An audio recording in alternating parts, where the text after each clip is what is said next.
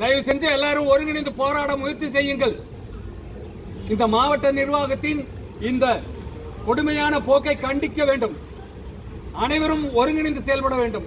அவருக்கு தான் வந்துருச்சு, எனக்கு என்ன, எனக்கு தான் வந்துருச்சு அப்படிங்கிற மாதிரி இல்லாம நாம எல்லாம் ஒருங்கிணைந்து செயல்பட்டு இவர்களுடைய இந்த தீய எண்ணத்தை முறியடித்தே ஆக வேண்டும். அரசு என்னென்ன நலத்திட்டங்களையோ அல்லது திட்டங்களையோ கொண்டு வருகிறதோ அத்தனையும் நாம செய்ய தயாராக இருக்கின்றோம். ஆனால் தனி மனிதராக ஒரு மாவட்ட ஆட்சியர் தன்னுடைய சுயநலத்திற்காக தன்னுடைய திருப்திக்காக ஒரு வேலையை செய்ய சொன்னால் செய்ய முடியாது. அத்தனை பேரும் வருங்கள்.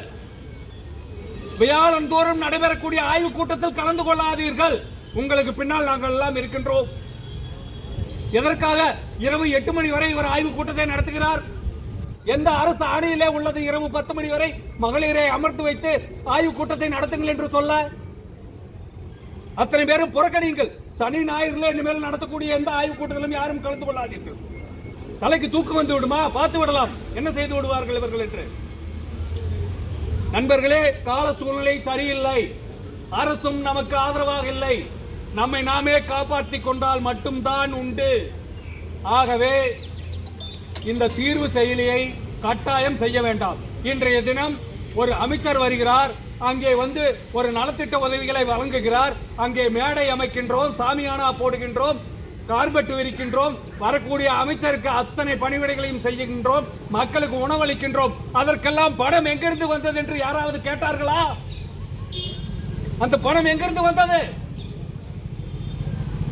ஆளும் அரசும் அரசு நிர்வாகமும் நம்மை லஞ்ச ஊழலுக்கு தள்ளுகிறது. ஆக வருங்காலத்தில் இன்னும் ₹1 கூட யாரும் செலவு செய்யாதீர்கள். வேண்டுமென்றால் மாவட்ட ஆட்சியர் செய்து கொள்ளட்டும். அவருக்கு அத்தனை சக்தியும் உள்ளது. ஏனென்றால் வானளாவிய அதிகாரத்தை கொண்டவர் மாவட்ட ஆட்சியர். சாமியானா அமையுங்கள், கார்பெட் விரியுங்கள், தண்ணி வந்து அமெரிக்காவிலிருந்து இறக்குமதி பண்ணுங்கள், முந்திரி கொடுங்கள், திராட்சை கொடுங்கள் என்று கேட்கின்றார்கள். ₹1 ஒரு டீ கூட வாங்கி தராதுங்க. இஷ்டம்னா வந்து கலந்துக்கிட்டு இல்லைன்னா போயிட்டே இருக்கட்டும். நம்ம வேலையை நம்ம செய்வோம். பயனாளிகளை கூட்டிட்டு வருவோம், அமர வைப்போம். அவ்வளவுதான் நம்மளால முடியும். பயனாளிகள் பட்டியலை ரெடி செய்வோம். ₹1 கூட செலவு செய்யாதீங்க. வேண்டாம். இன்னைக்கு இருக்கிற சூழ்நிலை என்னது? ஜிபேல நம்ம மாமா மச்சானுக்கு ஒரு ₹5 அனுப்ப முடியல. நம்ம அண்ணன் தம்பி அங்கிருந்து நமக்கு ஒரு ₹5000 போட முடியல. அதுக்கும் கேள்வி வருது.